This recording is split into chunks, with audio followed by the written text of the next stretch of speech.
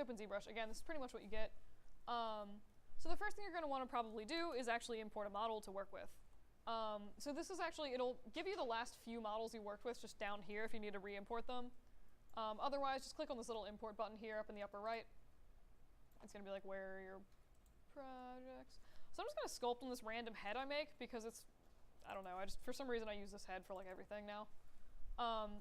And you'll notice, so I've imported it, but it's not in my scene. All you need to do is just left mouse button click and drag, and you can see it sort of places it in the scene. Depending on how you rotate your cursor, it's going to rotate your head. Yep. Not so much. One of the few programs I've actually paid for.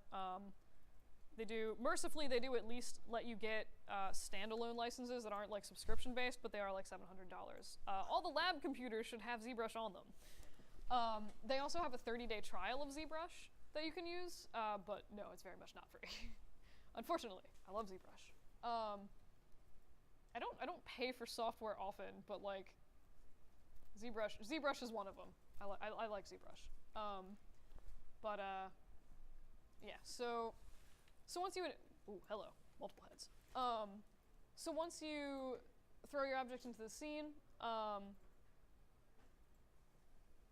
where was I going with that?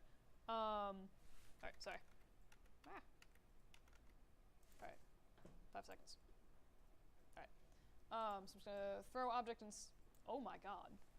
Oh, that's the one this is the one I did as a creepy test sculpt. I see what happened. All right. Grab my head.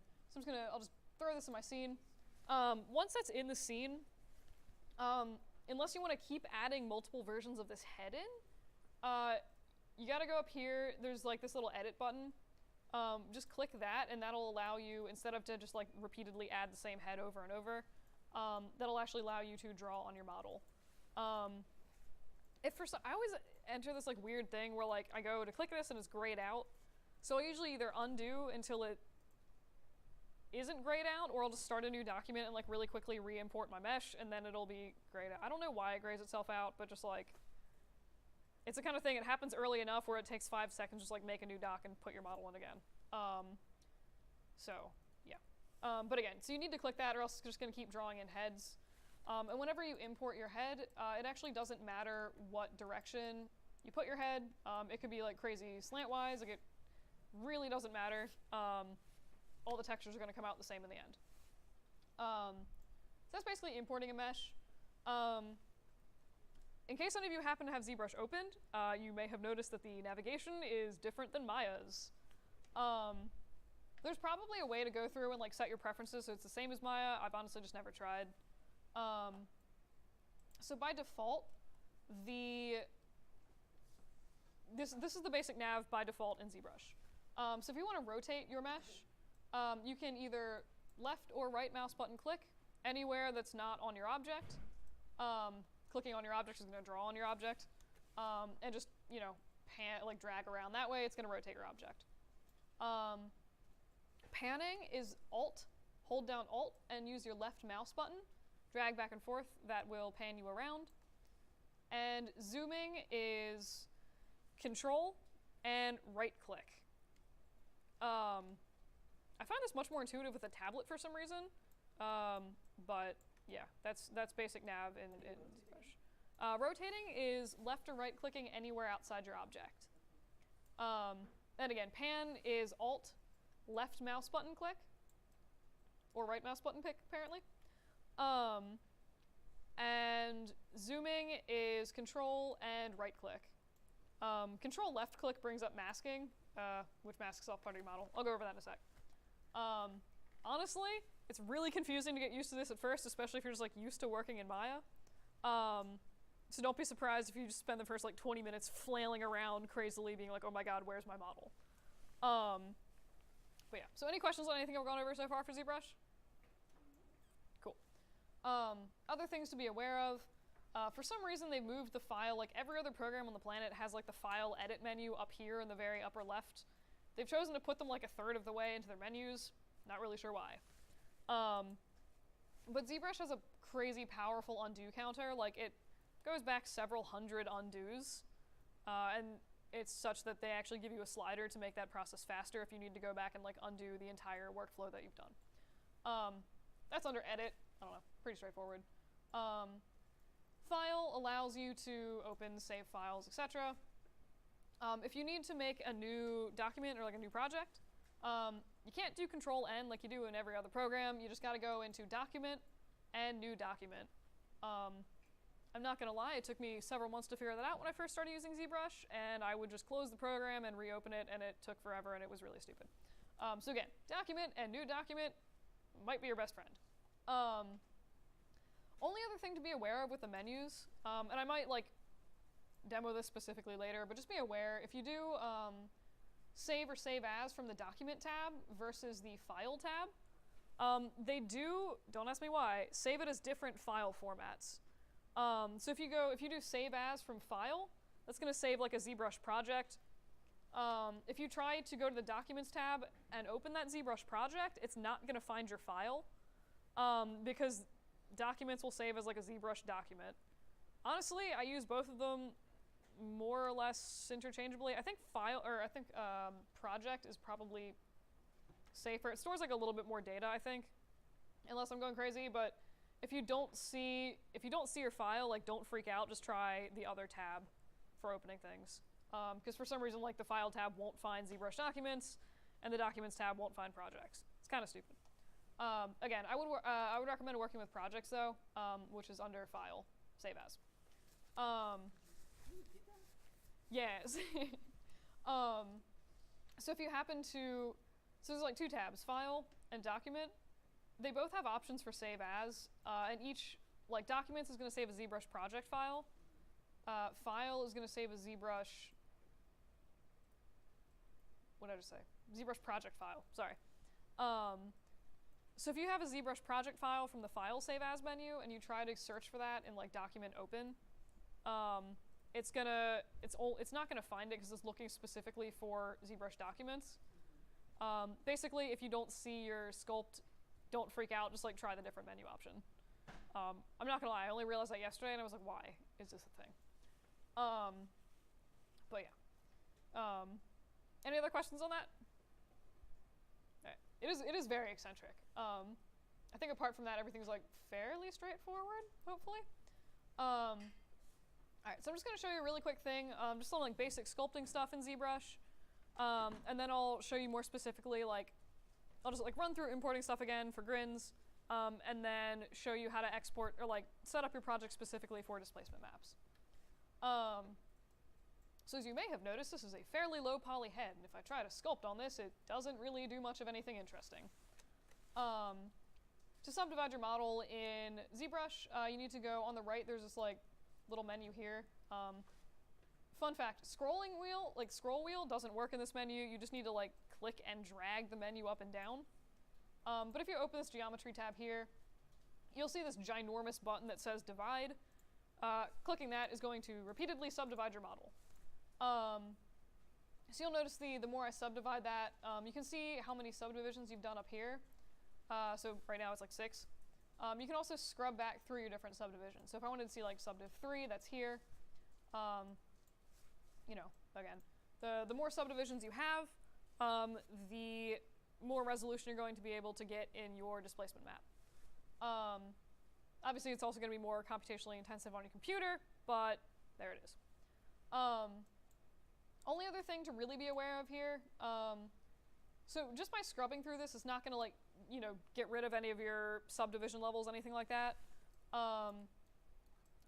If you do for some reason need to, these two buttons, it's like del lower and del higher, these are going to actually delete subdivision levels. So like if I click delete lower, it's going to basically set what was subdivision level 3 as my base mesh, like subdivision 1, like this is now my base model.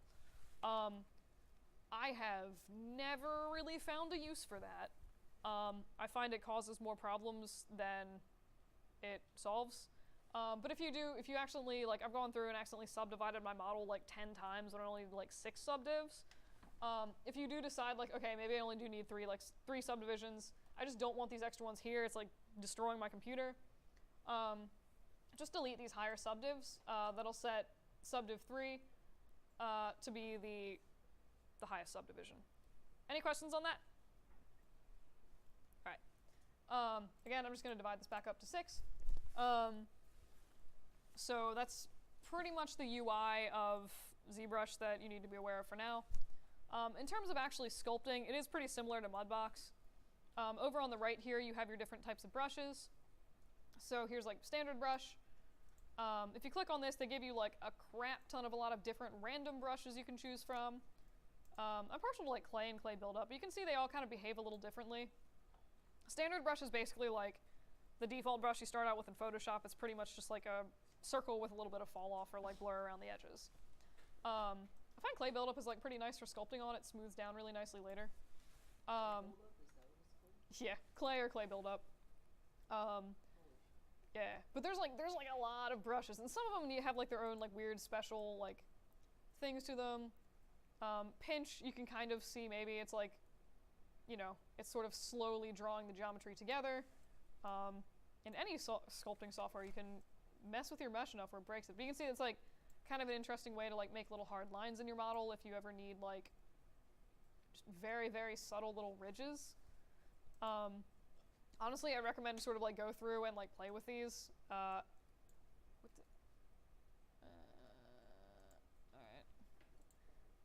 Yeah.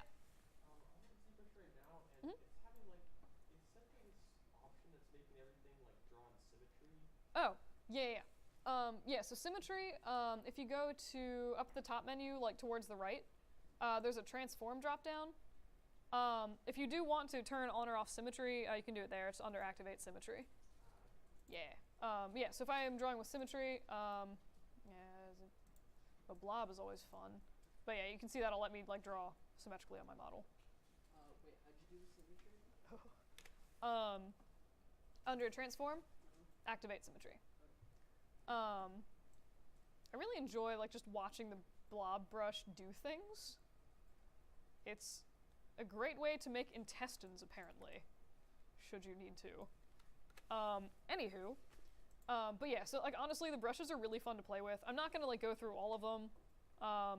You just like fiddle around a bit. You're gonna figure out way more doing that than just like sitting here watching me do stuff.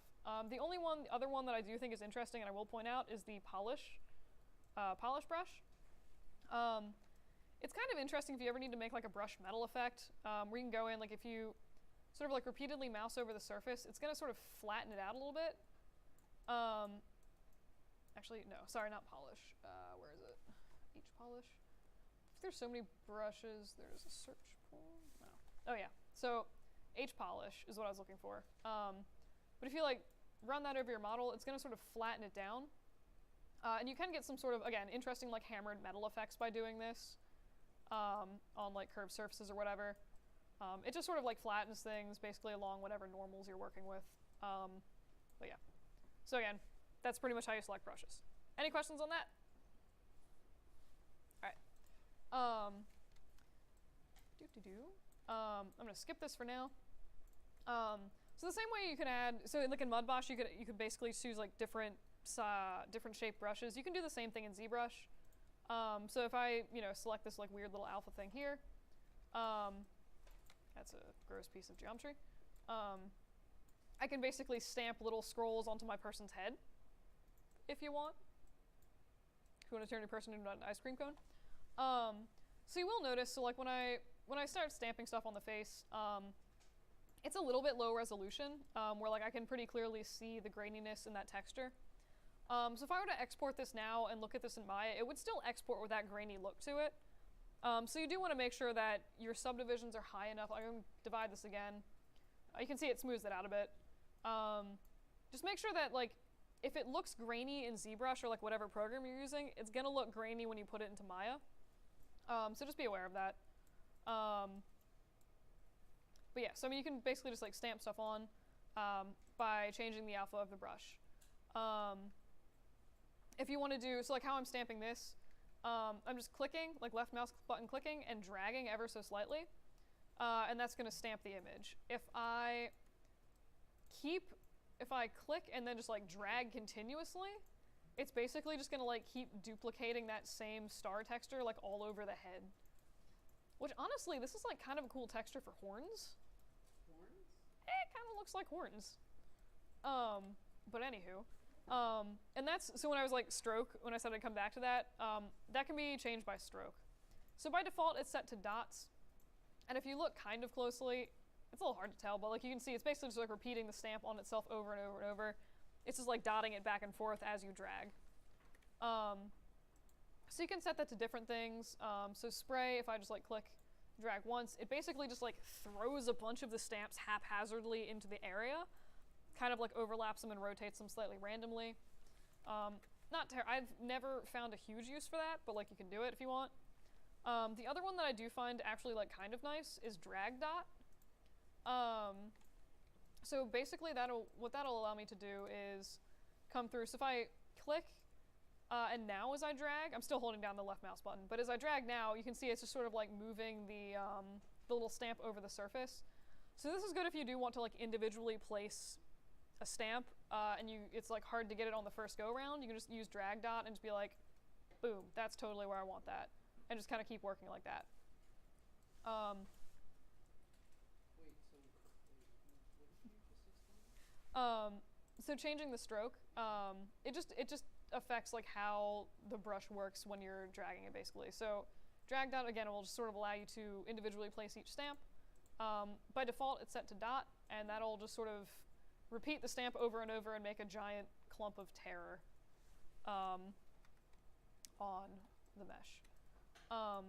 One thing just like randomly to be aware of, so if you happen to be like doing whatever, just like be aware sometimes if you leave symmetry on. I'm trying to find like a halfway decent example. So if I'm trying to add like, I don't know, scales or something to this, if you have symmetry turned on, you can get some like really weird seams on like right on the center of like where the symmetry is meeting. So a lot of times what I'll do, I'll use symmetry and then I'll just sort of come back in, like turn it off, and then just sort of manually do that seam so you don't get that like really weird duplicate texture, if that makes sense. Because that does tend to be like kind of obvious, especially if it's running down like the center of a face or something like that. But yeah. And then, and then you have up here, you have like your standard, sort of standard brush options. So like, turn off symmetry real quick. So like brush size, again, size of your brush, somewhat self-explanatory. Other things, so Z intensity is basically how far off the surface is the brush going to pull your mesh. So if I set this all the way up to 100, you can see that that has a much greater effect than Z intensity of 40. I treat it a little bit like opacity in Photoshop. That's like how my brain processes that. And then focal shift is basically, think of that as like the brush hardness in Photoshop. So if I set that all the way to 0, you get this really weird effect, and it kind of does make that like icky pixely look on the edge, which is why I don't use it a whole heck of a lot. Setting focal shift like all the way the other way is going to give you like a much sort of interesting, much softer effect. So again, focal shift is, think of that as brush hardness in Photoshop. And how did you go to focal shift? It's just a menu up here on the top. You can also actually right click and access all of those options there. Yeah. So any questions on any of that? All right. There's like 2 more things I want to go over with random brushes. So by default, ZBrush is going to make raised lumps on your model. So like raised lump. If you decide that you want a indented lump instead, set this like 50. So raised. There's 2 ways to do that. You can go up here, so where it says Z add is saying make raised surface. Z sub is going to make an indented surface. You can see add sub. The other thing you can do if you're on Z add, if you hold down Alt as you're drawing, it's going to carve out your model instead of basically adding to your model. A little bit like X in Photoshop where it like toggles between the 2 colors you have, except this here it toggles between indenting and not indenting. And that works. So if you're on ZSub, yep. I'm trying to draw the indentation, and then I hold down Alt on, like you said, switch. Do you have any idea why it's like doing like this paintbrush sort of effect instead of like reversing it? Wait for it. Ouch. Stop this. It's like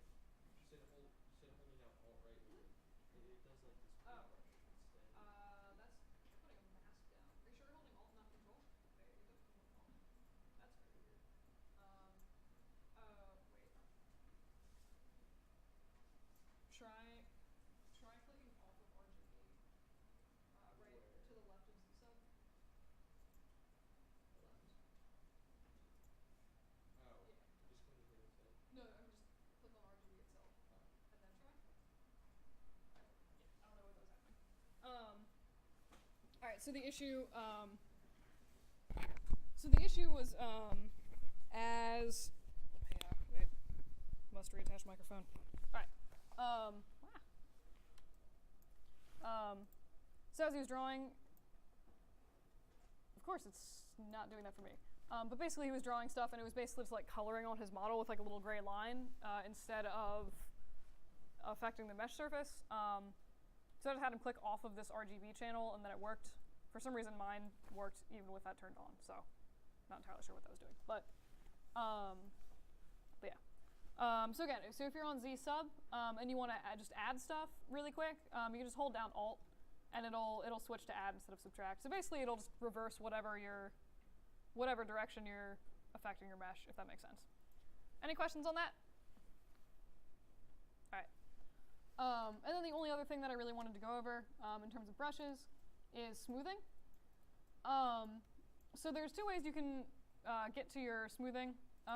You can either go in here, and somewhere in here there's like a brush for smoothing, which I can never find. So usually what I'll do if you're painting, if you hold down Shift, you'll notice that it'll toggle. It's like when I press Shift, it switches the brush automatically to smoothing by default. And you can see that actually has its own set. So like here's my settings for my standard brush. Toggle with Shift, and you can see I have different settings for my smooth brush. So you can adjust these, like as long as you have Shift holded down, you can adjust the settings for that differently. But I can go through, like if I want to, and smooth out the edges of this like really aggressive whatever that I just did earlier with the smooth brush. So it's kind of your best friend. Honestly, like smooth brush is great. It works like pretty similar to like every other program, smooth brush, if you ever worked like Mudbox or whatever. But sometimes you'll notice like I'm smoothing this area right now and it's like not quite doing anything. Sometimes you do kind of need to help it along a little bit and go through, I don't know, clay. I like clay. So I'm just gonna, oh God. All right, so clay actually does a fantastic job of flattening that surface to oblivion. That actually looks really nice for like metal, or like not metal, but like rock or something. Interesting. All right, fiddling. Stop fiddling.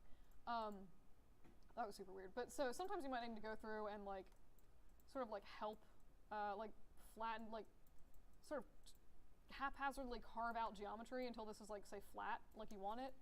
And then when you go through with the smooth tool, it'll do a much better job of actually smoothing it. You just need to kind of work it a little bit to get it as smooth as you need. Which is sometimes like where also like tools like H-Polish will help a little bit. Like you can go through and you can see that does a pretty good job of like hardening, or like not hardening, but like crushing down some of those like other hard edges that were there as well. But yeah. So any questions on that? Cool. That's basically like basics of how to doodle on things in ZBrush. So I'm going to go through really quick, and I'm actually going to just restart this scene and show you guys how to actually set this up if you want to export a displacement map for this. So yeah, I'm just going to go to Documents, New Documents. no, I very much do not want to save that. And then we're going to scroll up and go to import, find my head, draw my head in. Actually, if you, not that it really makes a difference in the end, but if you hold down Shift while you're drawing in your mesh, it'll snap it vertical.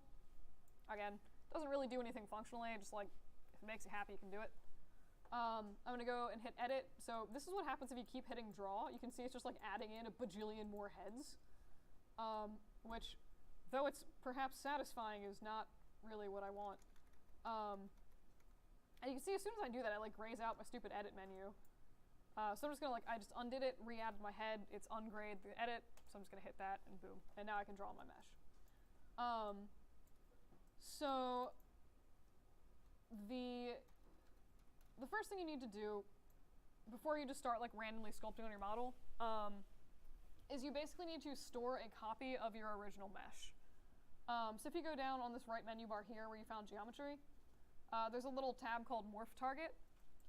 If you click on that, just hit the Store MT button. Basically what this does, there's no noticeable difference right now, but basically what it does is it stores a copy of your model. It's important later for like doing things, because like when you sculpt on the model, it's going to change the shape of the model. And since this original model is the one that's going to be in Maya that you're going to be using to actually render the displacement map on, you need to have a copy of this stashed here, or else your displacement map might not quite work with your original mesh, and you're going to have to like export a new mesh, which isn't always desirable. If you don't want to remember that, just remember to store your morph target and you'll be fine. I also actually, if you guys have, I have a document of this in the texturing folder of your drive. So this is like, just tells you all of the good things about exporting like displacement maps from ZBrush there, should you need to reference that later. I'm not gonna lie, these are the same notes that I took in college when I was taking organic modeling. Anyway, yeah, so once you have that morph target saved, you can go pretty much do everything like you did originally. So just go up to geometry, subdivide the crap out of your model, and then you can start adding in, you know, whatever textures you want to your model. Let's see if they have any. They have like really interesting alphas. So they have like really weird alphas like this. So if you ever do want to, you can. That's not what I wanted. Drag dot. But you can make your own models, or you can make your own little designs and meshes if you ever want to. So you can see here, like this little alpha stamp basically just stamped this like cool sort of tattoo pattern on their head. If you ever want to, you can just go to when you open the alpha menu, just hit import, and it'll let you find usually like a TIFF file from your computer, and it'll import that like super easily, and you can use it for rock textures or whatever else you need. There is a so I think I mentioned this before, but if you go to like somewhere like textures.com, they do have these sculpting brushes hanging out. So if you ever needed like a rock texture or something like this, like you could click on this, download this texture, and then import this into ZBrush and be pretty much set up to sculpt rocks on stuff. Rocks suck. Doing rocks is awful, and this makes life so much easier. You can also, I don't remember my login, or else I would actually download some of these. What am I doing?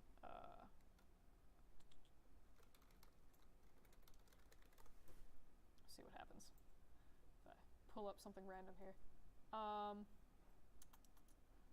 Alright, nothing interesting for demo purposes. Grumble. This has been terrible. Alright, I'm just gonna grab whatever the heck. Yes, this disgusting skin texture. This is gonna be amazing. Alright, so I'm just gonna stash this in my downloads folder real quick. Save. Cool. So if I did decide I wanted to import that, just import, find it in my downloads folder. Saved as a PSG, didn't it? Where did it? Did I put that in downloads, or am I going crazy? What the heck is a GIF? What? Okay. Well, you would just select your file and it would import it, and you can make your own, and it's great. Honestly, it's like really easy. If you're on textures.com, they do have some pretty cool ones actually. Like you can see they have some for screws. If you ever need to just like displacement screws on really quick, you didn't want to like model them in or manually add them. And then they also have a bunch of other ones for like ornaments, and like if you ever needed to get, you know, these sort of Egyptian textures on your stuff, they have the brushes for that, and you can literally just like draw this stuff on. It's actually like really fun to play with. But you can also like make your own. These are just standard grayscale images. So if you ever need like a weird custom texture for like molding or something, you can totally make that and just like import it. But yeah. Oh, the other thing that I think I forgot to mention like 2 seconds ago. So if you're just dragging your so if you're adding in your textures to things, so I'm just like, you know, dragging this like weird triangle texture on. The direction that, so I've been clicking and just dragging down. If I click and like drag left or click and drag right, it actually is going to change the direction that the arrow is pointing, or that your sticker is on. So it's a nice way to like have a little bit of control of like manually adding variation to the direction of your textures. So you can do that if you want. Again, that's just like click and just literally just based on the direction that you're dragging. In this case, I'm going to divide this thing again. And then I'm just going to say like what happens if I go through and I add like this weird sort of scale texture to the face. So this is going to be like a really weird example. So I'm just going to turn on symmetry real quick. So this is kind of a bizarre example, I guess, of why is it only drawing on like part of my face?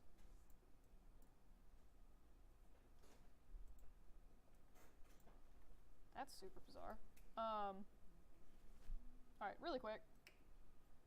It's like not drawing on part of my model. It's not masked off, and I honestly have never seen it do that before. So I'm just gonna like, again, really quick reset this up. So I'm just, again, morph target. Why is this not even an option to store it? That's bizarre. I found ZBrush to be like incredibly buggy with, on my personal computer, like if I open it, if I touch my computer while it's opening, the whole program will crash and I will have to reopen it. And it also does weird stuff like with graying out the edit menu. I just like haven't figured out how to fix that, but if it's like early in the file, again, I just usually just reset it up. It takes like 10 seconds. So I just stored my morph target. I'm gonna go through, subdivide my model again. And then I'll turn on symmetry, which is already on. Cool.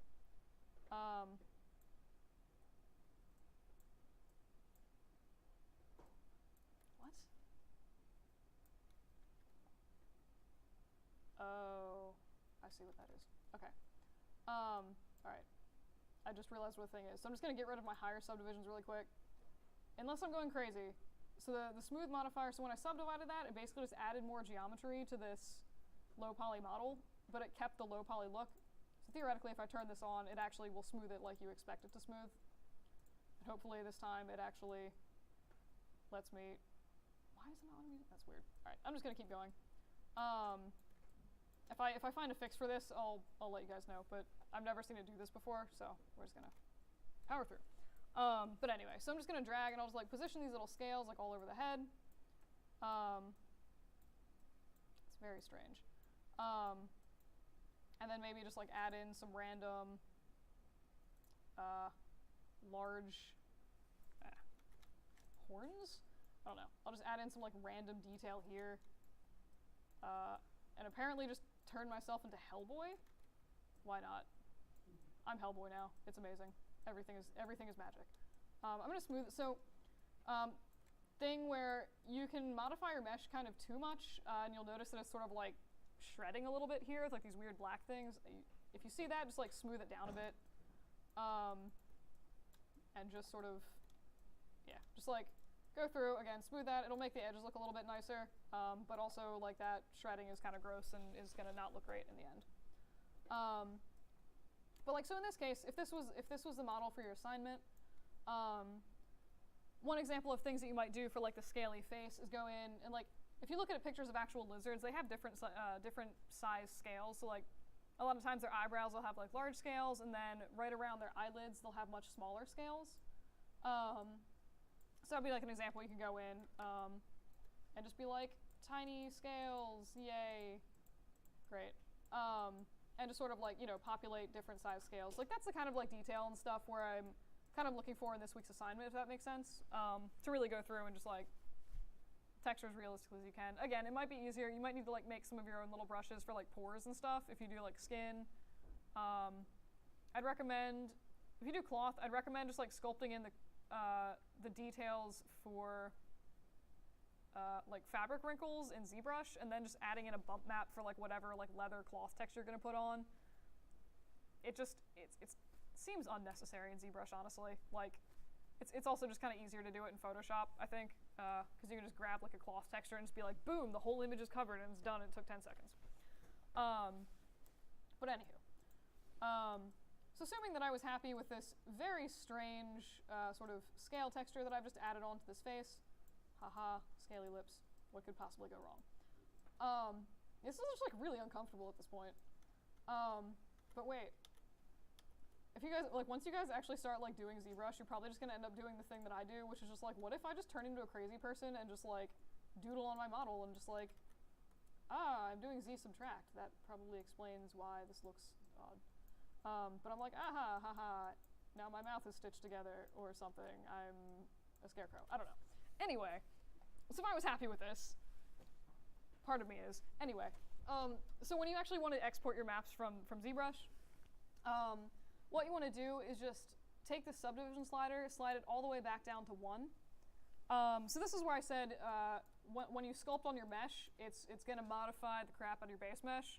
This is not what I have in Maya at all. And that's why we did that store MT thing. So if I go back down to my morph target, and I click this little switch button here, you'll notice it swaps back to the original model. So you can see like there's been a lot of volume changes between this new mesh and this original mesh. And again, this is the one that we're going to be using in Maya. So this is the one that I want it to write that map to. So just make sure that this one is selected when you're switching maps. That makes sense? Cool. So next thing you're going to want to do, find the little displacement map texture or drop down, click it. Oh, of course, it has all the things written already. So these are the settings that you usually want to use. Adaptive, it takes a long time to render. It'll make your map look like a teeny bit nicer. But unless you're having issues with it not rendering at the quality you need, I usually leave that turned off. Just because I don't find the detail, it's like takes like 4 times longer to render, and I don't find that it gives you that much extra detail to make it worth the time. So I usually just don't check that. Smooth UV is an option you want to check if and only if you're using, if your model is going to be smooth with like the 3 key when you're rendering it. If you're doing low poly meshes for like games or just whatever, do not need to check that option. It's just going to modify the way the texture works at the seams of the UVs a little bit to try to prevent pulling in the texture. Flip V, you want to have this checked on. For some reason, ZBrush it'll export all your maps upside down unless you have this selected.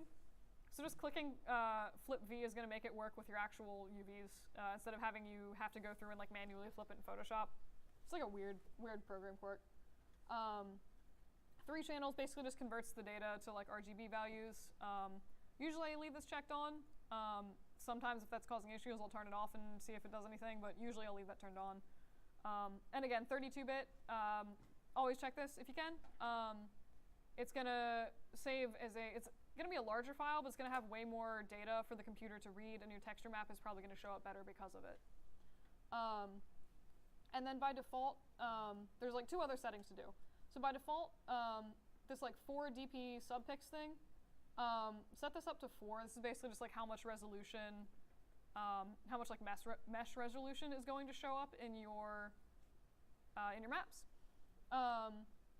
And then this little mid thing here, we need to set this to 0. But for grins, I'm going to export this map.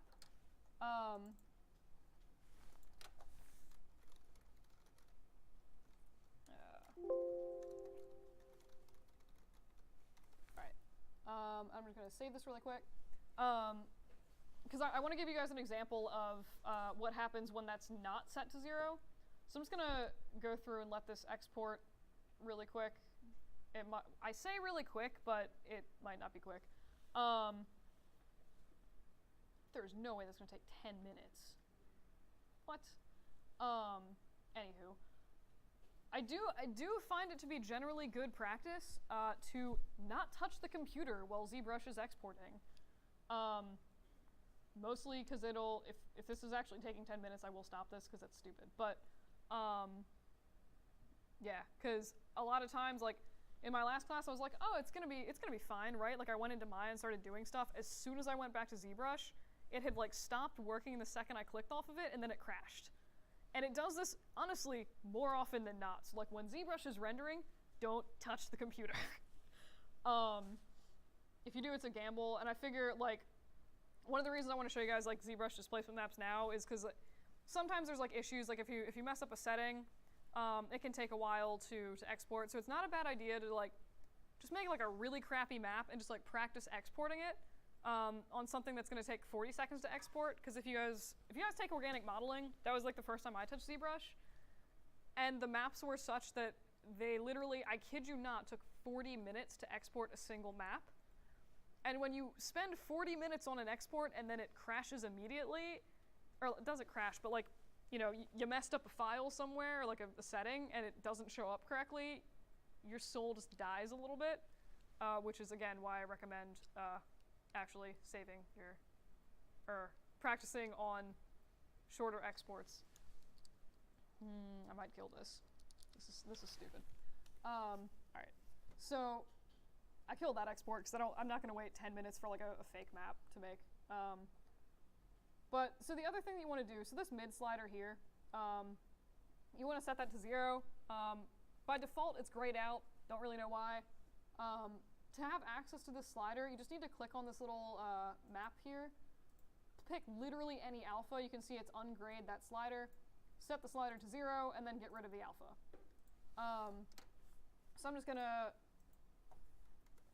remake this, and hopefully this exports faster. But yes. So basically, all that little mid slider is, so remember when I said earlier for bump maps, I said start with 50% gray, because that's how the computer interprets don't do anything to the mesh. That is kind of the opposite of how displacement maps work. So it'll actually read that as, like, it'll read 0.5 gray as, like, move that out of your mesh like half of the total volume of the displacement. So if you have a background of 50% gray, it's going to make, it's like on a face, it's going to make the whole face look swollen and puffy. By setting it to 0, it sets it to black, and black is how displacement maps interpret don't do anything to the mesh. So I was going to demo that, but you know, it was taking forever to export, and this is still taking forever to export. It shouldn't be, but my laptop is faster than this computer, which makes me sad.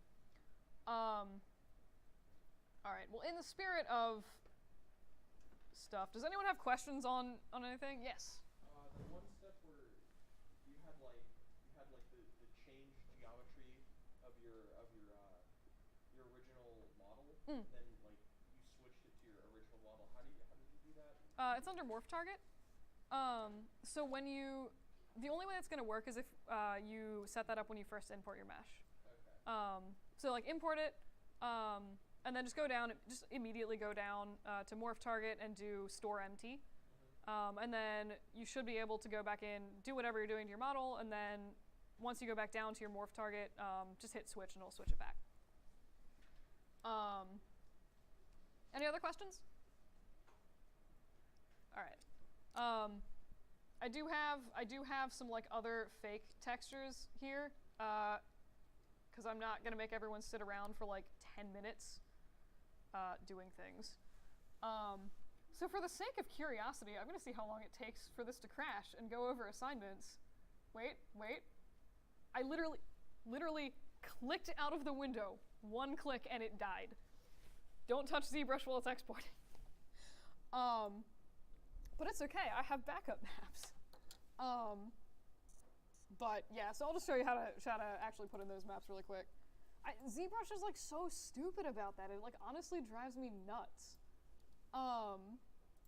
But that one's actually not me being paranoid. I wish it was, honestly. But, alright, so I made, usually when ZBrush exports a displacement map, it will give you something, it'll look something like this. This is the really ugly test I did like right before you guys came in. This is one I did in Mudbox, like a little more interesting. But I'm just going to, I'll use this one. I'll use the Mudbox one, what the heck.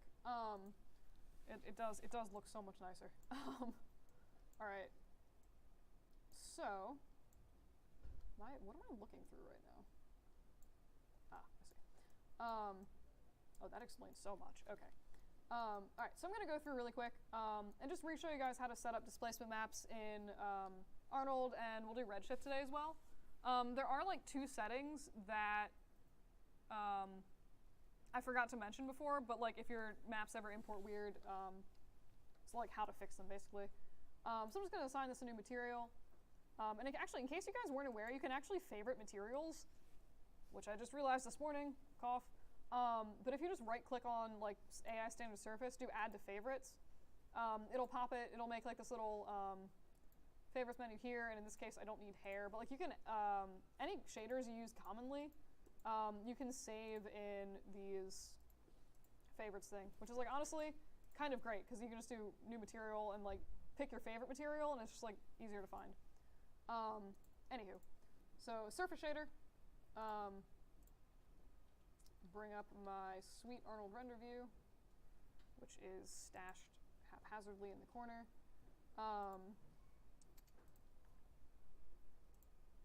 Alright, where am I going? Alright, so here's like part of my face.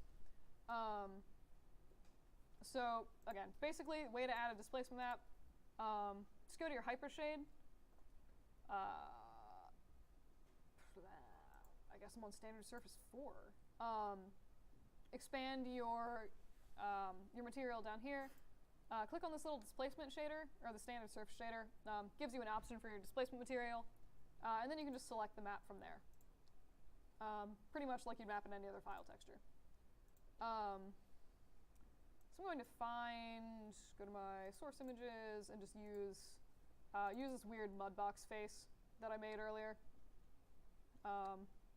And hopefully, after it processes very slowly, it'll actually render my displacement map.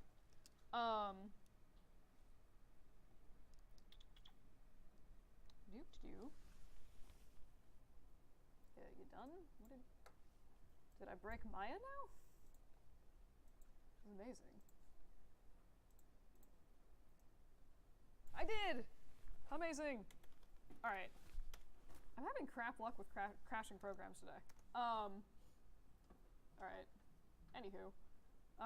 While that's opening, I'll briefly go over some of the random assignments from this week.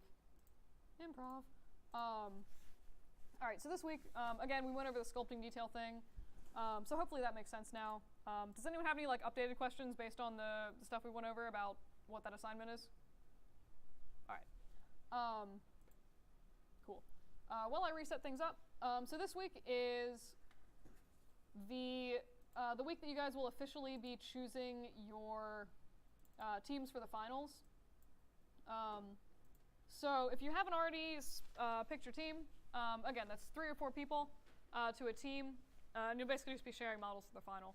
And just as a reminder, if you're a group of all game or CS students, or like a combination of game and CS students, you're welcome to do low poly finals and render them in engine, like in a game engine, Unity, Unreal, etc. Anim kids, you do have to stick with high poly models, and each project should only be high or only be low poly. So that's why I said if you're game only, if you have like one anim student, sorry, you guys have to do high poly models. But that's my spiel for that. So again, so this week you should be picking your teams, and if you have trouble finding a team, or like a teammate, let me know.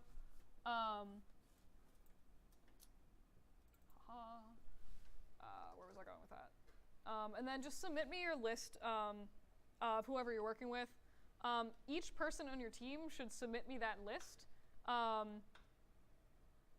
would like duplicates of each list, just it's just easier. I have something to grade in VB Learn, so don't have like one person submit the list for everyone. Everyone should submit the list to me. Any questions on that? All right. The other thing you're going to be working on is the actual final, and I'll go over that more because I can't talk about complicated things and map textures at the same time. My brain does not work that way. All right. So hopefully we now have a functional view of this person's creepy displacement face. We do. How exciting. All right, so here's the weird displacement map that I made in Mudbox earlier.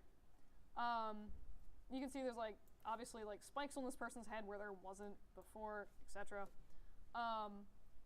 So there are a few settings to watch for. So if you import your map and you're like, oh, this isn't really showing up how I wanted or expected, there is a weird thing that you can do to sort of fix that. So if you click on the shape node for the object, kind of the same thing a little bit where you have to like go in and tell each object to like manually be clear if you set it to be glass. It's a little bit the same thing. So if you go down to the Arnold tab,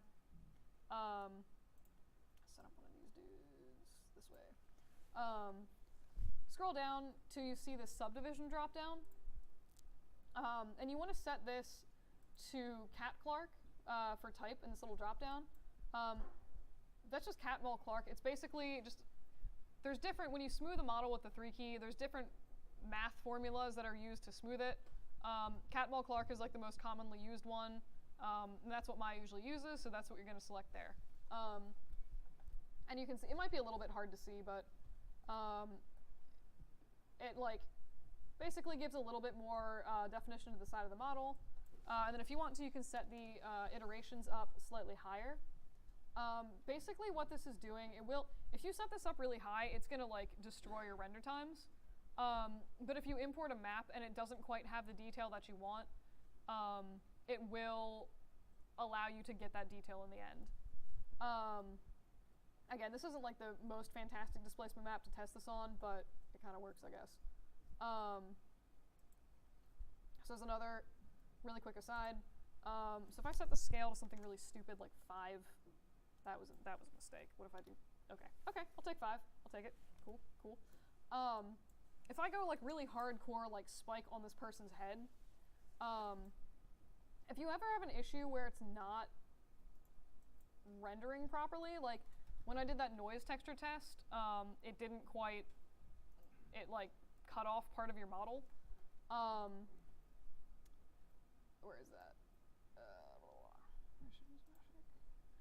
So if you, still in the shape node of the object, right below subdivisions, there's a displacement attributes thing.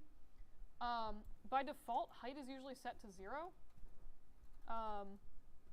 You can see it does seem to have removed some of the detail from the object, but if you set that up higher, it's gonna help the mesh not just like clip off the side. So again, if you ever like put in a displacement map and it looks square on the sides, just up the height and the bounds padding, and that'll fix that issue. Any questions on that? All right. But yeah, so I mean, this is pretty much like how to throw it. Oh my god, fantastic. This is basically how to throw in displacement map in Arnold. Mostly just I wanted to go over these settings. There is interestingly a weird sort of side thing, I guess, to go over. So remember the first week of class when I was like, don't make me chicken nuggets that are square, and I was like, they look terrible when you smooth them. I mean, this does, to be fair, look horrible when you smooth it. Let me just like look at this real quick. So again, still looks terrible when smoothed and rendered. You can kind of cheat it a little bit with that like weird smoothing thing I just showed you guys. So if I'm gonna go through, oh god, I hate this thing. Alright, so if I go through, I'm gonna render like only half of the object. I'm just gonna, even just by setting type to Cat Clark, you can see that it renders much smoother than it did previously. And then if I go through and even set like iterations up to 3, it's gonna render even smoother.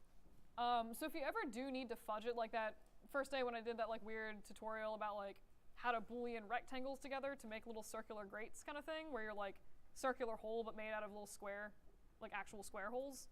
If you ever needed to zoom in on that, you could conceivably like fudge it and just like up the smoothing a little bit, and that would probably fix the render issues you're having. But yeah, just sort of weird, interesting side effect of that.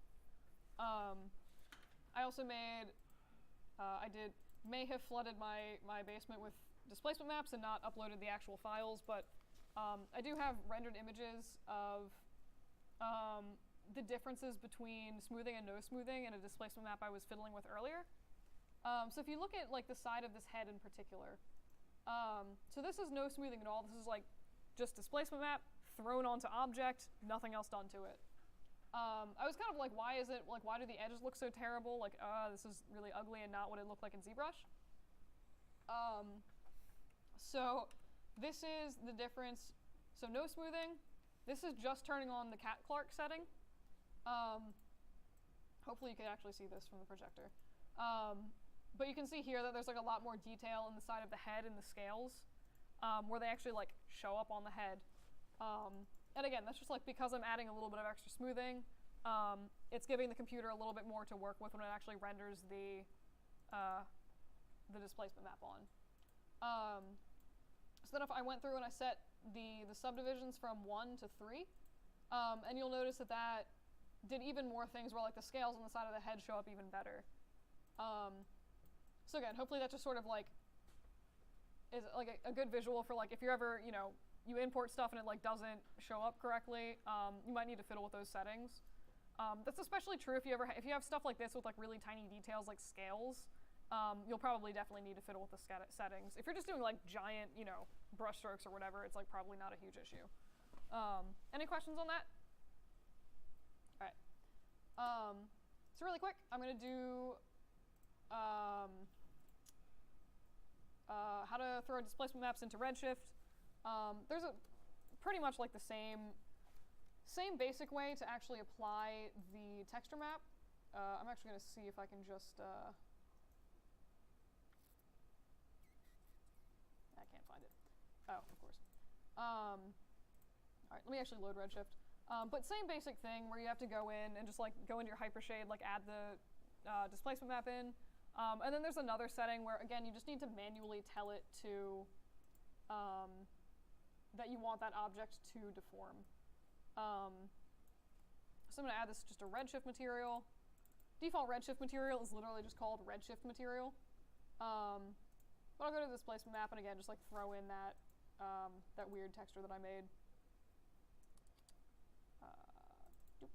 Cool. Mercifully, I don't need to add lights when rendering with Redshift, which makes me really happy. Alright, and I will, oh god, never promised it'd be pretty. Alright, I'm just gonna throw on like a plane, there we go. Alright,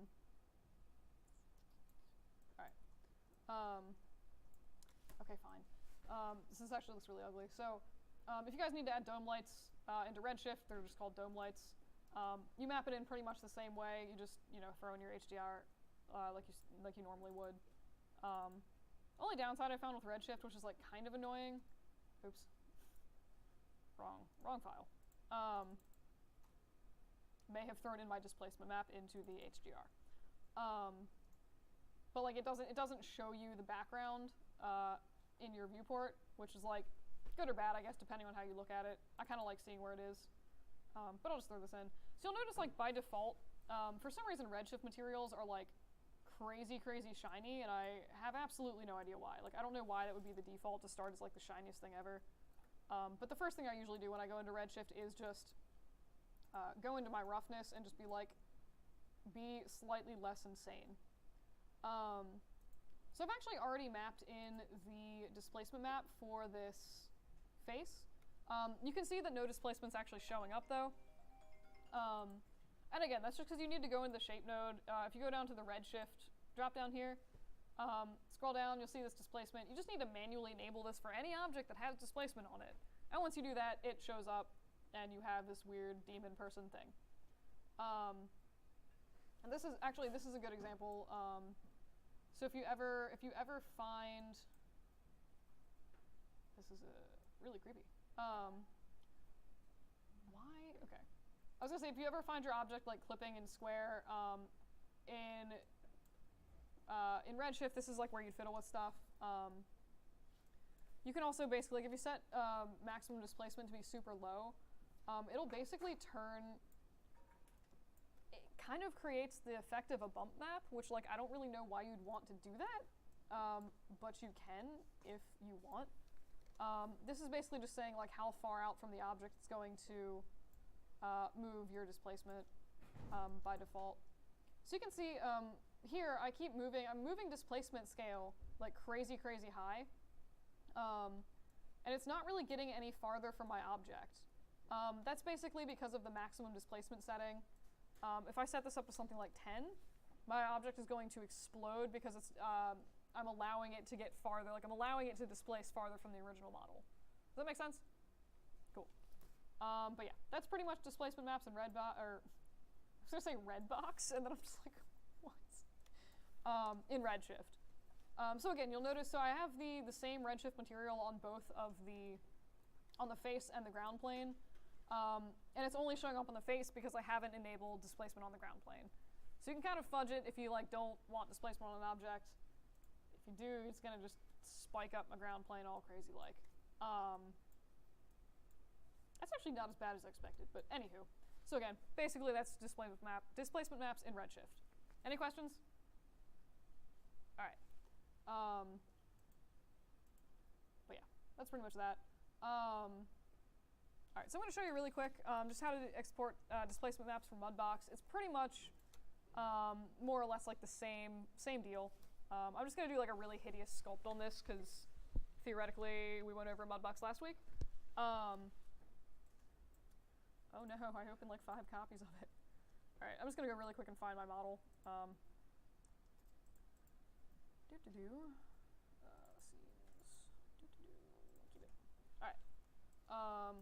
Cool. So here's my scene.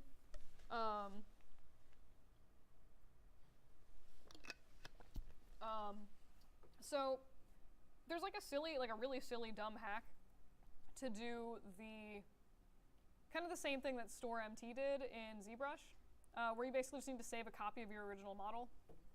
So if you go into your object list here, you'll see the list of all the stuff in your scene. Poly surface 1 is my face, so I'm just going to rename Orig. And then I'm just going to right click and duplicate this. My hack for making a copy is to literally make a copy. I'll just call this like sculpt. And I'm just going to go through and I hid, so I clicked the little circle guy next to the original face because I just don't really need to see that. So now I'm just going to go through my sculpt and do Shift D to subdivide that. I'm just going to say 5 because I do find that Mudbox exports displacement maps much faster, but I like sculpting in ZBrush better, so I suck it up and I deal with the crappy export times. But this is like so much faster. Anyway, so once you have this, you can just sculpt on your object. In this case, in case I didn't mention, you can turn on symmetry here as well. But I'm just going to sculpt on like sketchy hair on my face. I don't know, because apparently I just want to be bearded today. Oh god. Switch view. Perspective. Where am I going? I can't. Switching back and forth between like ZBrush and Mudbox is, and just like you can see I'm like trying to like click settings and I'm like I don't remember which program I'm in anymore. Anyway, so if this is like my really sketchy bearded face, amazing. All right. Assuming that I liked this and I wanted to, almost looks a little bit kind of like Riker from Next Gen, but anyway. So if I wanted to export this, I'm going to expand my sculpt, and I apparently went up to subdivision level 5. So I'm going to hide the sculpt, show the original, and then I'm going to just Shift D that until it's also at subdivision 5. So once that's done, the rest of the exporting is like fairly straightforward. You just need to go up to UVs and maps. go to extract texture maps and do new operation. Select displacement map because that's what we want to export. And this is basically just asking select the original base model you're going to put this map onto basically, and the source model where it's going to get the sculpt information from. So for the first one, target models, you want this to be your original mesh. So do add selected. All right. Expand your thing, click on the subdivision, and then do add selected. And you want to make sure that original is set to whatever the highest subdivision level is, so 5. And then for your source model, you're going to want to go into your sculpt, and again, just do add selected, and you also want this at subdivision level 5. Smooth source models is also for, this is, again, if your model is going to be smooth with the 3 key when you apply and render this displacement map, you want to have that option checked on. For method, do subdivision, and I usually just leave this. For anything that I've been doing, this has been fine. Set your texture size. If you want to set a anti-aliasing on, you can. I usually just put it to like 2, just because. And for bits, again, you want to be working with 32-bit images for this. And then you can do just like say where you want to put your file, and for some reason have to override the 32-bit thing again. So for Mudbox, it seems to like it seems to only do TIFFs and EXRs for 32-bit. Not really sure why, but once you have all that stuff selected, you can just go down and hit extract. And it's yelling at me because, all right, this is the same thing I did last class. So I'm just going to go up really quick and just reset this up. New operation, displacement map. So again, just load in. So like when I subdivided the original model, I had like a big star at the back of the eyeball, and it's just like, it's complaining about that for the export. So I'm just going to do add selected. For the original, I'm going to leave it at subdivision level 0. I haven't found that makes a huge difference in the map, to be honest. So if I get that error, I usually just leave this at 0. Sculpt, again, that definitely should be at the highest subdivision. I'm putting this on a smooth model. Subdivision for method, larger image size, anti-aliasing, 32-bit images, and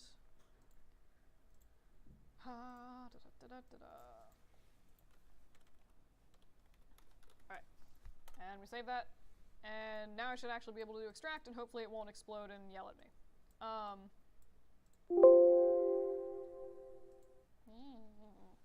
Alright, fine. But it's still exporting? Okay. You can see this is going significantly faster than ZBrush, which still makes me sad, honestly. So I'm actually quite curious now to see what that pulls out, since it threw an error and it's still exporting something, so I'm really curious what exactly that's doing. Why do I have 2 of these? Cool. Apparently it's made a thing. And it has. Here is my scary werewolf hair in displacement map form. This totally looks like a tiny werewolf cartoon right now. Might actually doodle on this later. Anyway, so again, once you've done that, you just throw that back into Maya pretty much the same way. I'm actually just going to be lazy and just go to my material and swap out the displacement texture because I don't feel like resetting that up again. Just pair. Alright, so that should be swapped out. And alright. Very scary scene. Alright, and you can see that now I have a crazy, hairy, spiky head. Huzzah. This actually might... That's excellent. So this one does seem like it's doing that thing where it's sort of... So if you look in the Mudbox, did I? Oh, okay, because I was playing with the settings of it, I see. Yeah, so I set displacement scale to be like some crazy, stupid high thing. So if I set this back to 1, it's going to look much closer to what it actually looks like in Mudbox. But yeah, that's basically exporting maps from Mudbox. Any questions about that? All right. Any questions? questions about any other Maya? That's pretty much like all the Maya stuff I had for you guys today. So are there any other questions about other things you'd like to cover really quick, or? All right. In that case.